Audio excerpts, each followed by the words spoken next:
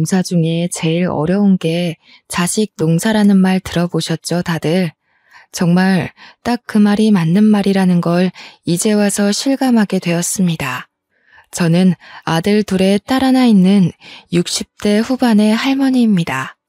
참 기구한 제 인생 이야기가 남들에게 퍼지는 게 싫어서 꽁꽁 숨겨놓고 있다가 의사가 참으면 병이 된다고 해서 이곳을 찾아오게 되었네요.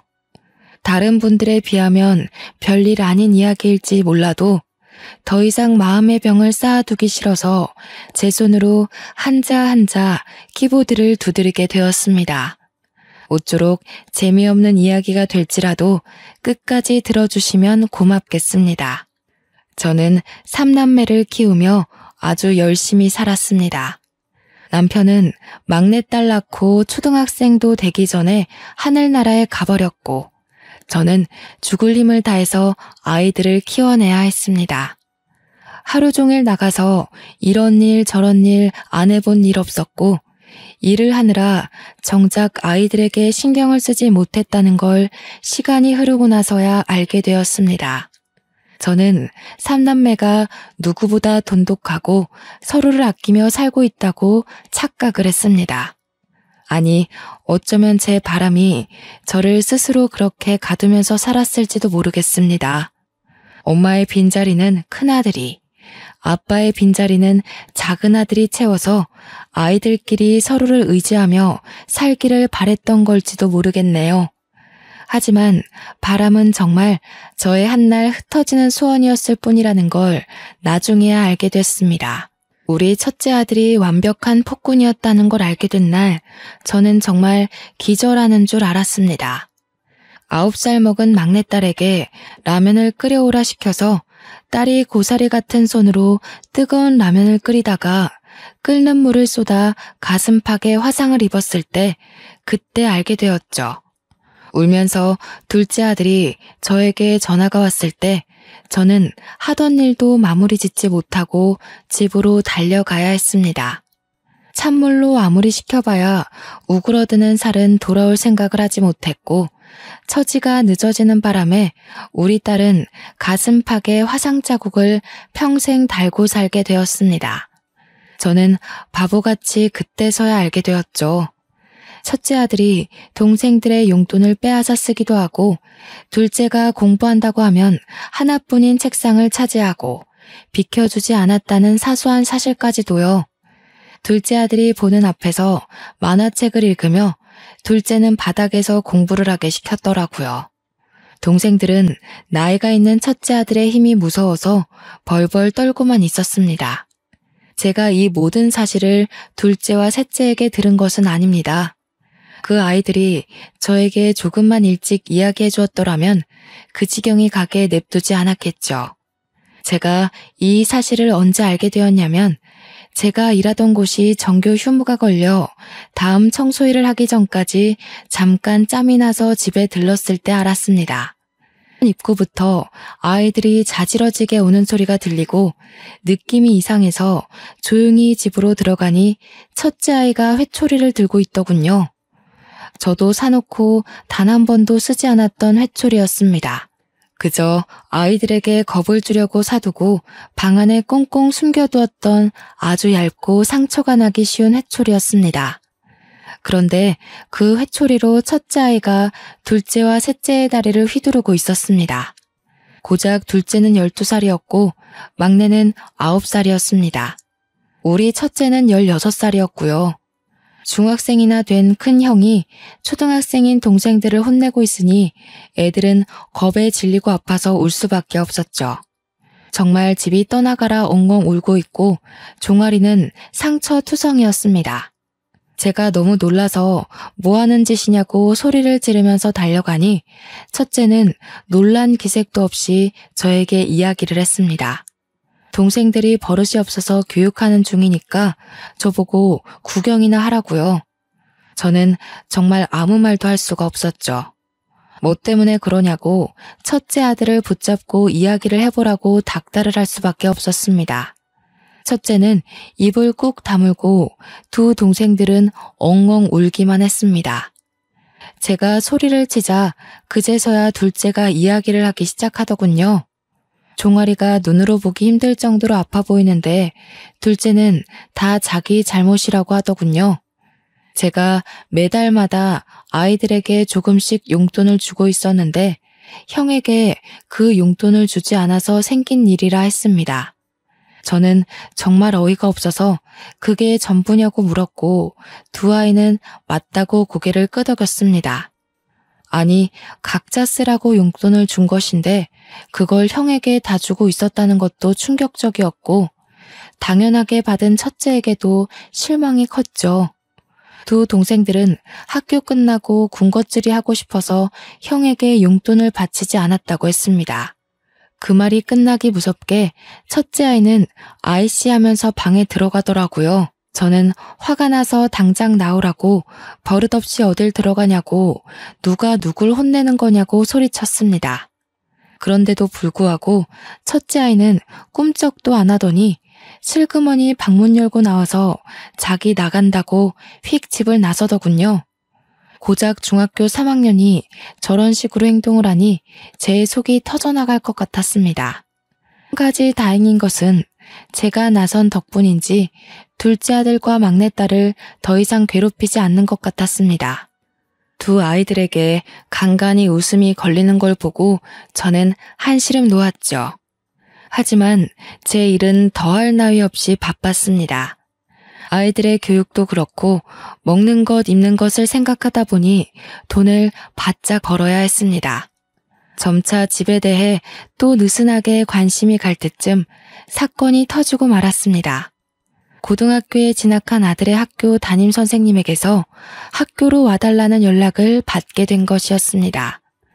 저는 무슨 문제가 있느냐고 물었고 담임 선생님은 아이가 동급생의 물건을 빼앗고 주먹을 휘둘렀다고 하더군요.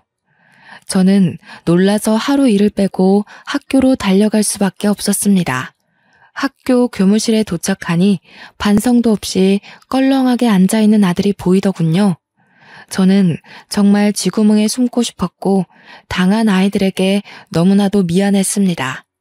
남편이 살아있었다면 우리 아들이 이렇게 엇나가진 않았을지도 모른다는 생각이 들어 처음으로 먼저 가버린 남편을 원망하기도 했습니다. 정말 번듯하게 잘 키우고 싶었는데 왜 우리 아들은 내 속도 모르고 이다지도 나를 힘들게 할까 하는 원망도 터졌고요. 눈물이 줄줄 흘러나오는데도 불구하고 우리 아들은 저에게 눈길 한번 주지 않고 딴청을 부리더군요. 제 속이 정말 문드러진다는 느낌이 어떤 느낌인지 절실하게 알 수 있었습니다. 도대체 같은 반 아이들의 물건을 빼앗고 괴롭히고 왜 그러는 거야? 응? 나는 사지도 못하잖아 저거. 필요한데. 그럼 뭐 어떻게 해? 필요는 하고 돈은 없고. 그럼 내가 저걸 가질 수 있는 방법은 좁해서 뺏는 수밖에 없는데. 저는 아들의 말에 정말 기겁을 할 수밖에 없었죠. 생각을 해보셔요. 학교에서 문제를 일으켜 찾아갔더니 반성은커녕 저리 당당한 태도로 나오다뇨. 당연히 물건을 빼앗기고 괴롭힘을 당한 동급생과 그들의 부모는 우리 아들을 용서하지 않았습니다. 저는 정말 학교에서 공부를 좀 하라는 제 바람이 그렇게 큰 것인지 몰랐죠. 결국 학교에서는 근신 처분을 내렸고 어쩔 수 없이 첫째 아들을 데리고 집으로 돌아올 수밖에 없었습니다. 첫째 아들은 저에게 이제 와서 관심 갖는 척 하지 말라고 진즉 이랬으면 자기도 달랐을 거라며 저에게 원망을 뱉었습니다. 다 제가 애들을 먹여 살리겠다고 일을 하는 바람에 이렇게 된 건가 싶었고 저는 망연자실했죠. 하지만 한 가지 다행인 것은 첫째가 엇나가고 집에서 폭군처럼 굴 때마다 아무것도 하지 못하는 동생들이 책을 들여다본 덕분에 공부를 잘했다는 겁니다. 첫째 아이에게 걸었던 기대는 둘째와 셋째에게로 넘어가게 되었습니다. 용돈을 늘 첫째에게 빼앗기고 있는 것을 알게 된 이후로 저는 용돈을 몰래 주었습니다.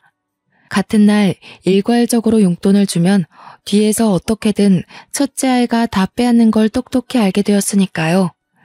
하지만 꼬리가 길면 밟힌다는 이야기 다들 아시죠? 동생들이 처음 보는 새 문제집을 가지고 있으니 당연히 첫째가 알게 되었습니다. 제가 둘째와 셋째를 위해 용돈도 몰래 주고 문제집도 사준다는 사실을요. 그러더니 어이가 없다는 듯이 왜 자식들끼리 차별을 하냐고 저에게 소리를 지르는 게 아니겠어요? 그래서 문제집 사라고 돈을 준 거라고, 억울하면 너도 공부를 하라고 저도 소리를 쳤습니다. 학생의 본분은 무엇보다 공부 아니겠습니까? 그랬더니 자기도 문제집을 사겠다고 돈을 달라고 하더군요. 저는 속는 셈 치고 아이에게 10,000원을 주었습니다. 그런데 그 돈 타가서 뭘 하고 있었는지 상상이 가시나요? 바로 담배를 사서 담배를 태우고 있었습니다. 아무리 문제하여도 그렇지 고등학생이 떡하니 교복 입고 담배를 태우는 걸 보는데 정말 기가 막히더군요. 제가 등짝을 때리며 미친놈아 등신 같은 놈아 하고 욕을 해도 첫째 아들은 저를 싸늘하게 바라볼 뿐 자기 행동이 잘못됐다는 생각은 하지 않았습니다. 이렇게 문제가 심각한 아들은 날이 갈수록 사고만 치기 시작했습니다. 친구 오토바이를 타고 가다가 사고를 내지 않나, 슈퍼에서 과자를 훔치질 않나, 편의점에서 술이랑 담배를 사다가 경찰에게 잡혀가질 않나. 그러면서 저한테 하는 말이 다 제가 그렇게 만들었다는 겁니다. 동생들한테만 따로 용돈 주고 챙겨주니까 자기는 엇나가는 거라면서요. 자기한테도 그렇게 관심을 주었으면 이렇게 망가지지 않았을 거라고 제 탓을 하대요. 저는 반성 따위 없는 아들을 포기했습니다. 그러던 도중 수능을 본 첫째 아들은 당연히 대학에 떨어지고 기다렸다는 듯이 1년 동안 탱자탱자 놀기만 하더군요. 1년을 미친놈처럼 술을 처먹는가 싶더니 후련히 군대에 들어가 버렸어요. 친구들이 가니까 저도 갔다 오겠습니다 하고 입대 하루 전날에서야 저에게 이야기를 하더군요. 그럴 줄 알았으면 일찍 퇴근해서 돌아와 따끈한 밥이라도 한 끼 먹이고 보냈어야 했는데 우리 첫째 아들은 끝까지 저에게 미련이 없었습니다. 저는 그렇게 아들을 군대에 보내놓고 사람이 되어 돌아오기를 기다렸습니다. 하지만 우리 아들은 끝까지 제 예상 밖의 행동을 하더군요. 군대가 체질인 것 같다면서 말뚝을 박아버리겠다고 하는 겁니다. 당시만 해도 군대에 부조리가 많고 후임을 괴롭히는 일이 잦았기 때문에 저는 아들을 무척이나 걱정했습니다. 그러나 우리 아들의 고등학교 시절을 생각하면 사실 아들의 후임을 더 걱정해야 하는 편이 옳았던 거죠. 군대가 체질이라던 아들은 정말 부사관이 되었고 군대에서 휴가도 나오지 않고 돈을 벌었습니다. 특근 수당이라는 게 꽤 쏠쏠하다며 저에게 돈을 붙여주기 시작했습니다. 고등학생, 중학생이던 둘째 아들과 막내딸을 키우면서 저는 정말 알뜰살뜰하게 살았습니다.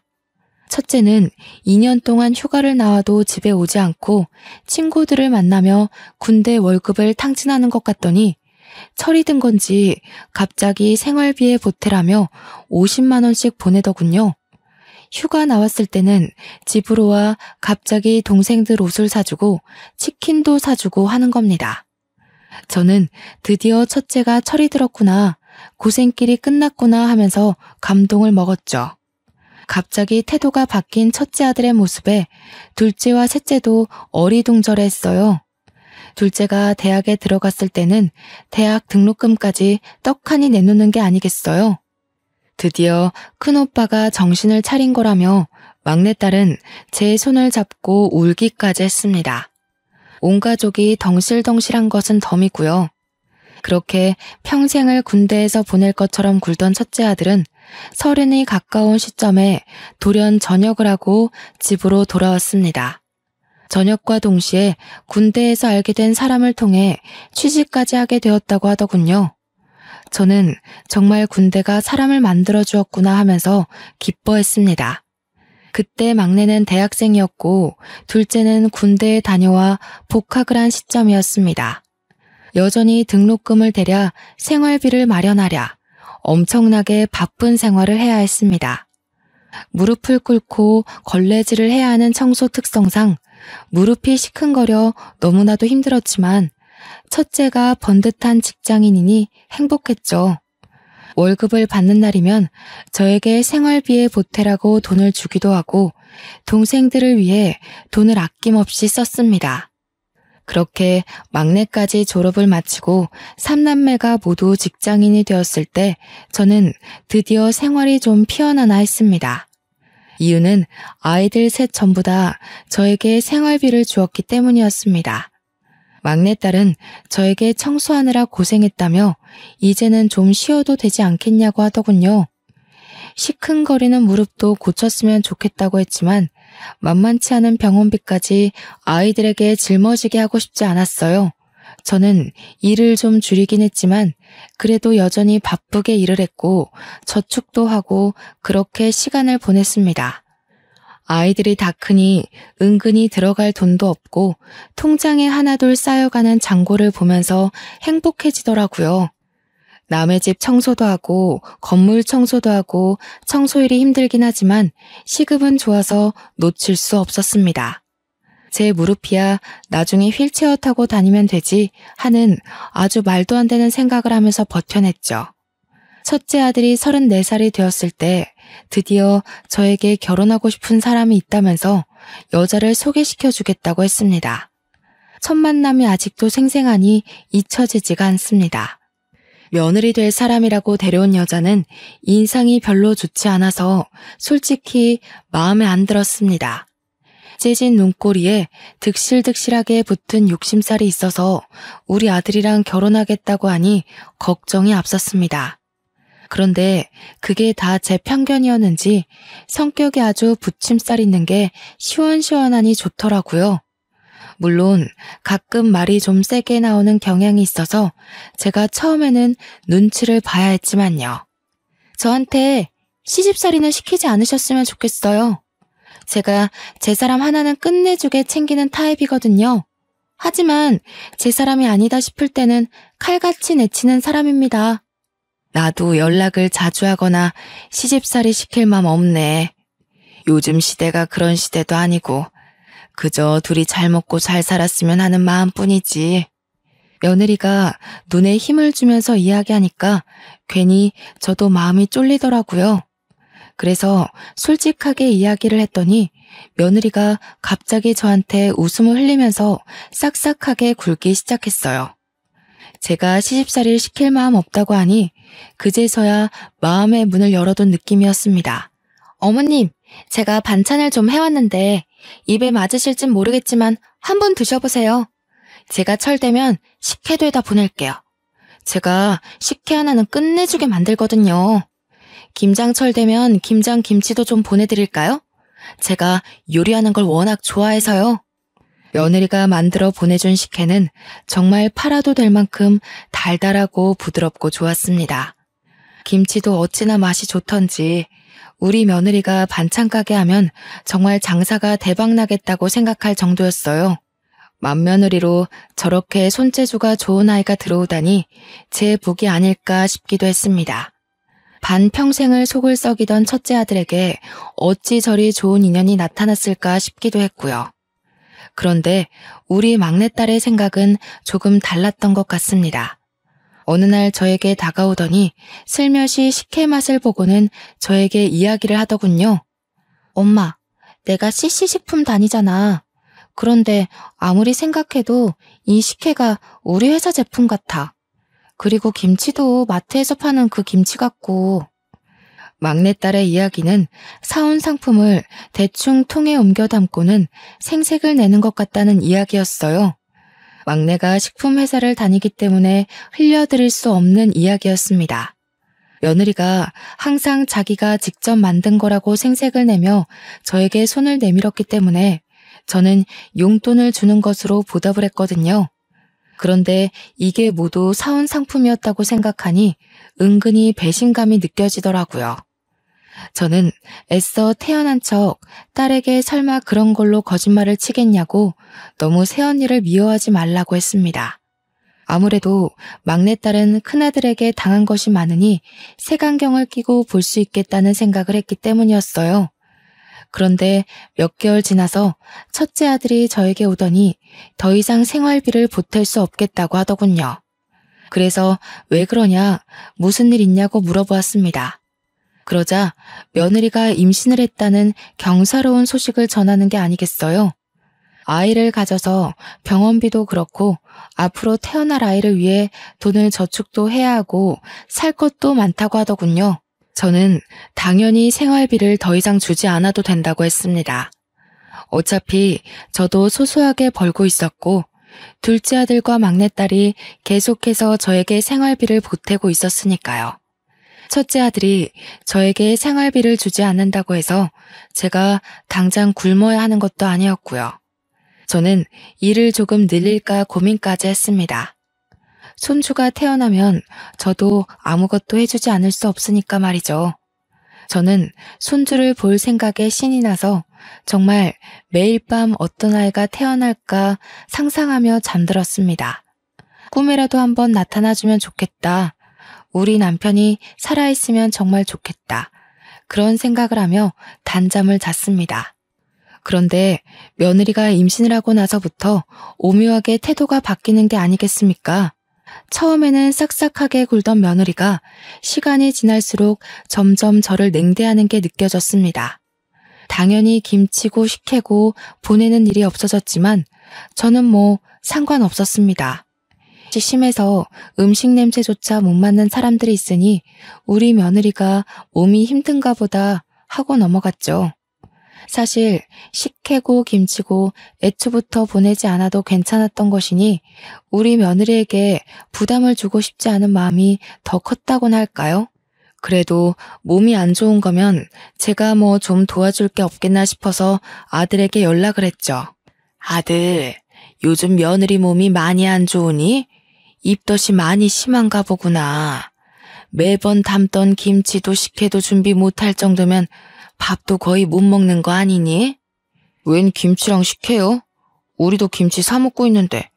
식혜 같은 건 원래 페트병으로 나오잖아요. 그거 사 먹으면 되는 거 아닌가요? 우리 막내딸의 예상대로 전부 대기업의 맛이었던 것이었죠. 솔직히 괘씸하지 않았다면 거짓말이겠지만 임신한 며느리한테 따지고 들 만큼 저도 치졸한 사람은 아니었기에 모른 척 넘어갔습니다.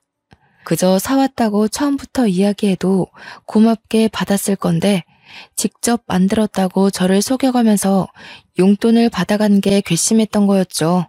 하지만 시어머니에게 예쁨을 받고 싶어서 그런 발칙한 행동을 한 것일 수도 있으니 그냥 넘어갔습니다. 우리 막내딸만 그럴 줄 알았다면서 애초에 인상도 별로였다고 싶더라고요. 임신한 며느리가 혹여라도 눈치챌까 그런 말은 하지도 말라고 했습니다. 그런데 막내딸뿐만 아니라 둘째 아들도 맏며느리가 별로였다고 슬쩍 끼어드는 겁니다. 사람이 너무 별로라고 상대하고 싶지도 마주하고 싶지도 않다는 식으로 이야기를 하길래 저는 무슨 일이 있었나 싶었습니다. 그래서 슬쩍 왜 그러냐 하고 물어보니 둘째 아들이 저에게 무언가를 하나 꺼내서 보여주더군요. 볼펜인 줄 알았는데 볼펜처럼 생긴 녹음기였습니다. 이걸 왜 지니고 다니냐고 물어보니 예전에 형한테 많이 혼나고 당해서 버릇처럼 소형 녹음기를 몸에 지니고 다닌다고 했습니다. 있었던 일을 전부 다 녹음을 해야지만 자기 전에 마음이 편하다면서 저에게 버릇이라고 했습니다. 그러면서 며느리랑 대화한 녹음본이 있다면서 언젠가 저에게 꼭 들려주겠다고 마음먹었었다고 했어요. 오늘이 그날인 것 같다면서 녹음해둔 대화를 틀어주는데 저는 너무 놀라서 기겁을 했죠. 도련님, 우리 남편이 엄청나게 어릴 때 차별받고 자랐다는데 그거 다 사실이에요? 우리 시어머니 진짜 무서운 사람이다. 차별을 그렇게 해놓고 아들한테 생활비를 받아가는 거예요? 도련님은 문제집 살 돈도 주고 공부도 엄청 시켜줬다고 들었는데 맞아요? 우리 남편은 대학도 못 나오고 동생들 뒷바라지만 신나게 해줬다고 하던데 불쌍해라 정말. 군대 가서 말뚝 박은 이유도 시어머니의 동생들 먹여 살리느라 어쩔 수 없이 한 거라던데. 좀 그 힘든 곳에서 그렇게 열심히 일할 생각을 했을까? 설마 형한테 받은 거 전부 모른 척 할 생각은 아니죠? 조카 생기면 차별 대우 받으면서 챙긴 목까지 다 챙겨주셔야 돼요. 임신까지 했는데 임신 축하 비용 같은 거 없어요? 남들은 다 해준다던데. 저는 욕심 없으니까 그냥 100만 원 정도만 해주세요. 그래서 우리 착한 둘째 아들이 며느리한테 임신 축하 비용이랍시고 100만 원을 송금했다지 뭡니까? 저는 정말 기가 막혀서 막내딸한테도 이런 이야기를 들었냐고 하니까 막내딸은 자기한테 요구하진 않았다고 하더군요. 평소에도 별로 좋아하는 티를 안 내서 자기한테까진 이야기를 안 한 것 같다고 하는데 정말 기가 막히고 코가 막힐 지경이죠. 너무 어이가 없어서 며느리에게 전화해서 호되게 혼을 낼까 싶었지만 둘째 아들이 참으라길래 꾹 참았습니다. 하지만 한번 미운털이 콕 박히고 나니까 얼굴을 보고 싶지도 않고 전화도 하기가 싫더라고요. 그래서 연락을 하지 않았습니다. 일부러요. 입만 열면 돈돈거리니 꼴도 보기 싫고 만나고 싶은 생각이 싹 사라지는 게 아니겠어요. 저한테도 임신 축하 비용 달라고 떼를 쓸 것 같은 느낌에 제가 연락을 피했죠. 그렇게 만삭이 될 때까지 연락 한 통 없다가 손주를 낳고 나서야 애 낳았다고 큰아들이 저에게 연락을 하더라고요. 저도 그냥 축하한다고 이야기하고 끝냈습니다. 하지만 손주를 보고 싶은 마음은 참 쉽게 사그러들지 않았습니다. 결국 둘째와 막내와 저 이렇게 셋이서 병원에 찾아가 손주를 보려고 했습니다. 다들 퇴근하고 삼삼오오 모여서 간 것이라 밤에 뭐 하나 준비도 제대로 못하고 마음만 급해서 병원에 찾아갔습니다. 그러자 저희들의 빈손을 보고 며느리가 화를 막 내는 게 아니겠습니까? 저희는 꿀먹은 벙어리가 되고 말았죠. 솔직히 임신해서도 2번인가 밖에 만나지 못했는데 제가 뭘 준비해서 올 수 있겠어요? 지들이 뭘 샀는지도 말을 해주지 않았는데 다짜고짜 빈손이에요? 하고 콧김을 뿜으면서 물어보니까 할 말이 없었습니다. 첫째 아들도 저한테 오느라 고생했다고 하면서도 요리조리 살펴보며 진짜 빈손이냐고 묻더라고요. 뭐 제가 빈손으로 찾아간 게 잘못이긴 하지만 그래도 가족보다 물건을 더 기다렸던 것 같아서 기분이 영 좋지 않았습니다. 그러더니 저한테 돈 봉투라도 준비해서 오지 그랬냐고 첫째 아들이 저를 타박했습니다. 동생들한테도 엄마가 미리 말을 했어야지 봉투 하나 없이 찾아오는 법이 어딨냐고 하는데 우리 아들이 철들었다는 게 다 거짓말 같더라고요. 아니, 오늘 보고 안 볼 것도 아닌데 다음에 준비해서 만나면 되지 않겠니? 다들 퇴근해서 정신없이 애기 보러 온 건데 너무 물건만 기다리는 사람같이 구는구나. 한동안은 못 보죠. 원래 100일까지는 밖에 나가는 게 아니라고 하던데요. 저희가 형수님 댁으로 찾아가면 되죠. 어머, 그게 무슨 소리예요? 무슨 병균을 묻히고 올지도 모르는데 집으로 찾아온다고요? 도련님, 너무 생각 없이 이야기하는 거 아니에요? 생각을 해봐요.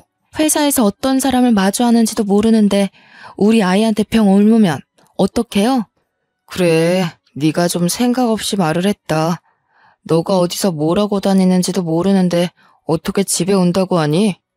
그러면서 신생아가 있는 집인데 오겠다는 이야기를 그렇게 쉽게 할 수 있냐면서 둘째 아들을 병균 취급을 하더라고요.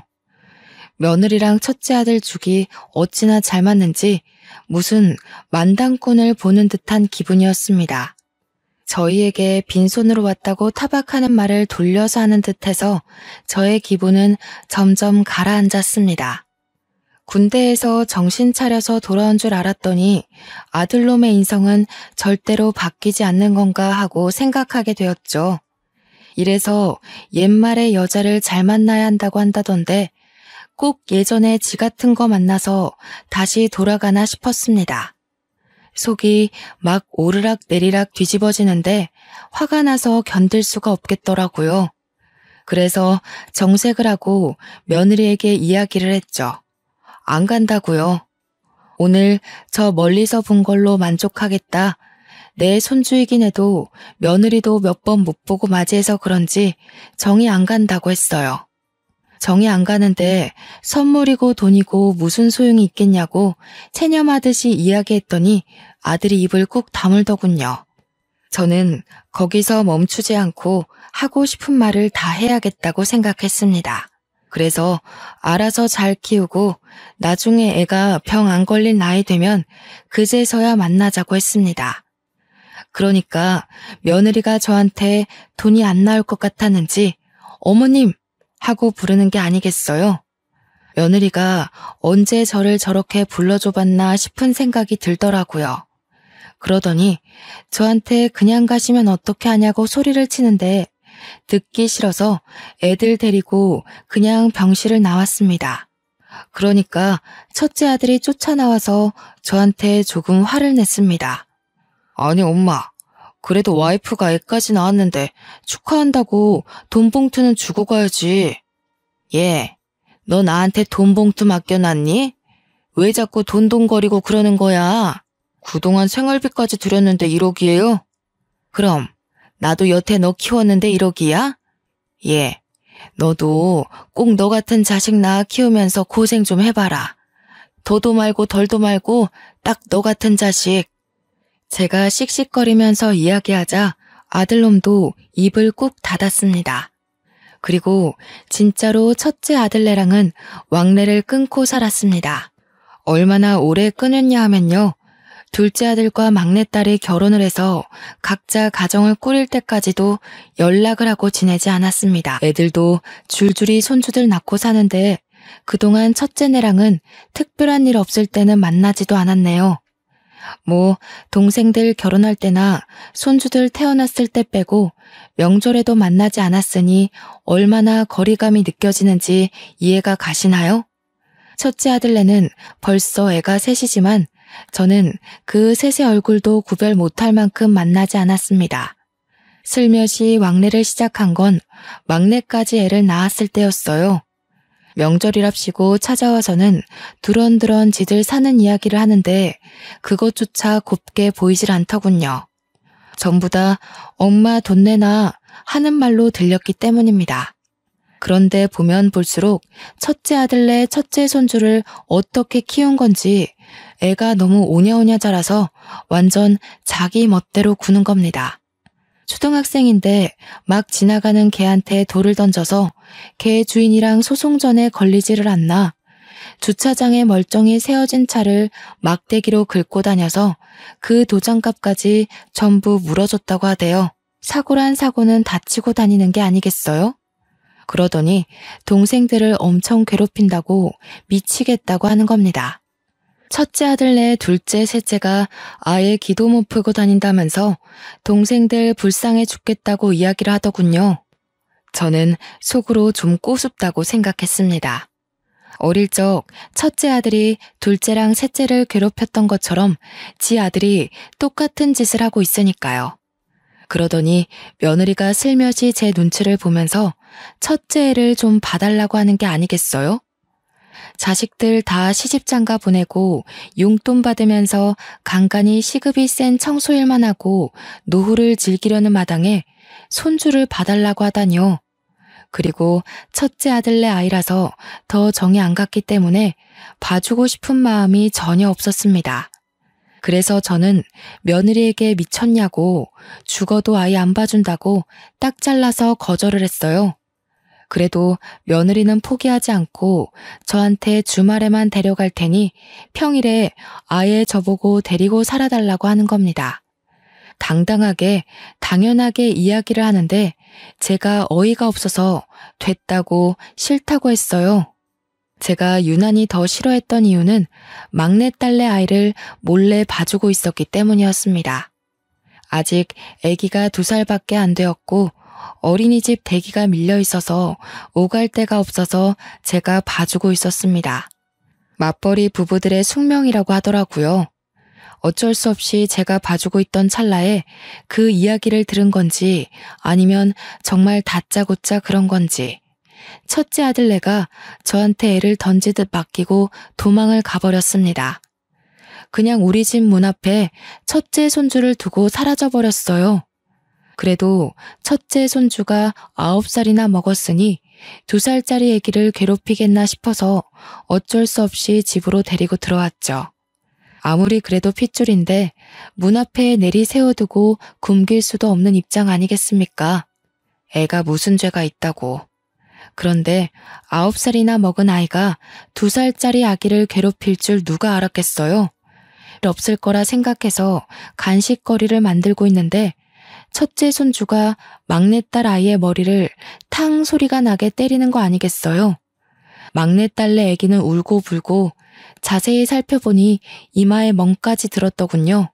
저는 첫째 손주에게 이게 무슨 짓이냐고 소리를 지르니 고작 아기가 자기를 빤히 쳐다보는 게 기분 나빠서 그랬다고 했습니다.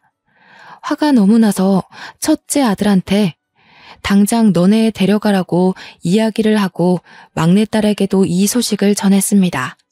그러자 첫째 아들네 부부도 막내딸도 퇴근 후에 집으로 왔더군요. 제가 거기서 화가 나서 첫째 아들네한테 애를 어떻게 키웠길래 이 모양 이 꼴이냐고 이야기를 했습니다. 2살밖에 안 된 사촌동생의 이마를 때려서 멍들게 한 게 자랑이냐고요. 그러니까 첫째 며느리가 저한테 인상을 팍 쓰면서 이야기를 하는 겁니다. 어머니, 너무 차별하시는 거 아니에요? 우리 애는 안 봐주신다면서 몰래 신혼의 애기만 봐주고 계셨잖아요. 우리 남편도 차별 엄청 당하면서 컸다고 하던데 너무하시네요 정말. 저는 기가 막혀서 누가 누굴 차별했다고 하냐고 며느리에게 톡 쏘아붙였어요. 옆에서 보고 있던 막내딸도 기가 막힌지 팔짱을 끼고 지오빠를 쳐다보고 있더군요. 첫째 아들은 정말 지가 차별이라도 받고 자란 것처럼 굴고 있었고요. 아니, 그렇잖아요. 우리 애 키울 때는 도움도 안 주셨으면서 신혼에는 왜 다 해주시는데요? 저는 시집와서 어머니 드실 반찬 해드려, 김치 해드려, 식혜까지 해드려. 한 게 얼마나 많은데 그러세요. 저 그거 왜 안 하는 줄 알아요? 어머니가 하도 차별해서 그런 거 이제 안 하기로 한 거예요. 예, 그게 네가 한 거니? 대기업이 한 거 아니니? 제가 전곡을 찌르자 며느리가 갑자기 입을 합 다물더군요. 누가 누굴 속이려고 그러냐고 됐다고 일 없다고 대꾸했어요. 근데 속이 부글부글 끓어오르는 게 오늘 아니면 안 되겠다 싶기까지 하더라고요. 그래서 빤히 바라보다가 속갯말을 다 털어놓았습니다. 내가 누굴 차별하면서 키웠다는 거야 도대체? 꼭 지 같은 거 낳으랬더니 저 같은 거 낳아서 고생하는 거지. 첫째 놈이 맨날 동생들 괴롭히고 돈 빼앗고 그래서 내가 뺏기지 말라고 뒤에서 용돈 준 게 차별이니? 공부도 안 하는 거 맨날 책상 뺏고 만화책 보고 있길래 동생들 독서실 보낸 게 차별이야? 둘 다 할 말이 없는지 눈알만 굴리고 있길래 첫째 아들에게 울분을 토했습니다. 어쩜 동생들한테 잘못한 건 하나도 기억 못하고 차별당했다고 말할 수 있냐고요. 그러니까 뭐라 하는 줄 아세요? 다시 생각해도 너무 기가 막히네요. 그래서 제가 생활비 드렸잖아요. 너만 줬니? 애들도 다 줬다. 너는 첫째 아이 낳고 뚝 끊었지만 둘째랑 막내는 애들 둘씩이나 낳고도 나한테 준다. 어머님, 아무리 그래도 생활비 운운하시면서 애를 안 봐주시는 건 차별이죠. 제가 힘들어서 못 봐주겠다고 한 거지 안 봐주겠다고 한 건 아니라고 못을 박았습니다. 이 정도로 말했으면 포기하고 집에 갈 법도 한데 며느리도 나를 잡았는지 저한테 박박 우기면서 이야기를 하더군요. 돈 드리면 돼요. 평일 내내 봐주시면 주말에 데려갈게요. 50만 원도 드리고요. 막내딸은 어이가 없는지 허허거리면서 웃고 맏며느리는 뭐가 당당한지 고개를 빳빳하게 들고 있더군요. 그래서 제가 딱 잘라 말했습니다. 그래? 그럼 50만 원에 다른 사람 구해봐라. 구해지나. 그리고는 축객령을 내렸어요. 쫓겨나듯 나간 첫째 아들네는 저한테 너무하다고 막 난리를 치더라고요. 하지만 첫째 아들네도 만만치 않은 놈들이었습니다. 며칠 뒤에 갑자기 또 우리 집에 애를 던져놓고 갔지 뭡니까? 열이 받아서 며느리에게 전화하니 안 받고 제가 다음부터는 절대로 안 받아준다고 이야기를 했는데도 무시하더군요. 매일같이 우리 집 앞에 던져져 있는 첫째 손주를 보고 어쩔 수 없이 집으로 들이기를 반복했습니다. 그러다가 사고가 터지고 말았습니다. 첫째 손주가 우리 집이 2층 주택인데 거기서 위험하게 놀다가 아래로 떨어지고 말았습니다. 119를 불러서 가는데 다행히 머리는 다치지 않고 다리가 똑 부러져서 수술을 해야 한다고 하더군요. 혹시 모를 사태를 대비해서 수혈을 생각하고 혈액형을 알아야 한다고 하길래 아들이랑 며느리가 둘 다 A형이라고 A형일 거라고 했습니다. 그런데 긴가민가해서 검사를 해봐달라고 했어요. 근데 병원에서 A형이 아니라 AB형이라고 부모가 둘 다 A형이 맞냐고 물어보는 거예요. 절대로 AB형이 나올 수 없다면서 부모가 혈액형을 잘못 알고 있는 것 같다고요. 저는 순간 머리를 망치로 얻어맞은 듯한 기분이 들었습니다. 행동이 첫째 아들이랑 똑같아서 의심을 한 적이 없는데 생긴 게 아무리 봐도 아들을 안 닮은 거죠. 며느리가 성형이라도 한 줄 알고 조용히 모른 척했는데 우리 아들의 아이가 아닐 수도 있는 거 아니겠습니까? 저는 아들에게 바로 이야기를 했고 제 의심을 지울 수 없어 유전자 검사를 맡겼습니다. 맏며느리가 전업주부임에도 애를 우리 집에 던지고 싸돌아다니는 것도 수상하고 그런데 정말 친자검사 결과에서 아들과 일치하지 않는다고 나온 겁니다. 첫째 아들이 열이 받아서 둘째와 셋째 애기까지 모조리 다 검사를 했는데 친자 불일치가 떴어요.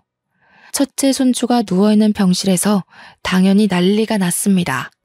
아들은 애기 아빠가 누구냐고 소리치고 며느리는 사색이 되고 알고 보니 10년 된 내연남이 있었고 자식들이 그 내연남의 아이였던 겁니다.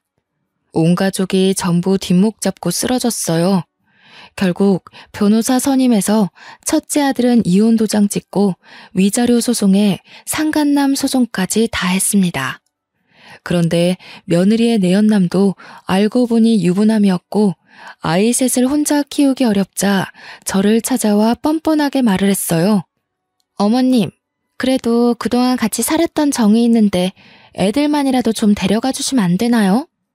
저 혼자 먹고 살기도 너무 빠듯해요. 아니면 아범 설득해서 양육비라도 좀 주라 하세요. 내가 왜 남의 씨를 키워주남? 그동안 정은 개뿔이다. 남의 아이들한테 왜 우리 아들이 양육비를 주니? 안 그래도 내일 변호사 만나서 파양 신청하기로 했다. 그러더니 그 뒤로 저를 몇 번이나 찾아와서 눈물로 읍소했다가 화를 냈다가 들어 누웠다가 하는 게 아니겠습니까? 나중에는 제발 받아달라고 사정사정하는데 결국 경찰에 신고하고 매몰차게 보내버렸습니다. 첫째 아들은 그날 이후로 제 눈치를 보느라 아무것도 못하고 죄송하다고만 하고 있고요. 솔직히 시간이 다 흐른 지금이라 꼴도 보기 싫지만 상심이 클 첫째 아들을 여태 끼고 살고 있습니다. 그냥 대면대면하게 서로 있는 듯 없는 듯 살고는 있지만 아들의 월급의 반 이상이 제 통장으로 들어오고는 있습니다.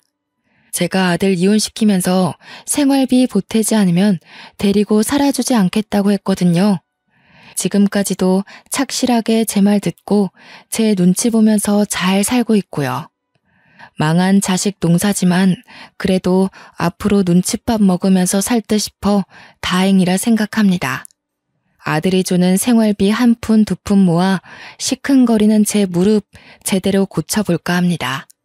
그거라도 해야 제 마음이 속 시원해질 것 같네요. 물론 의사 선생님 말대로 이렇게 풀어내니 한결 가벼워지긴 했습니다. 여러분, 마음에 안 드는 자식도 결국 내 자식이긴 하더라고요. 대신 단단히 마음 다잡고 한 방 먹여야 그나마 눈치라도 보고 사는 것 같습니다. 대한민국의 어머니들 모두 힘내시고 앞으로는 당당하게 삽시다. 감사합니다.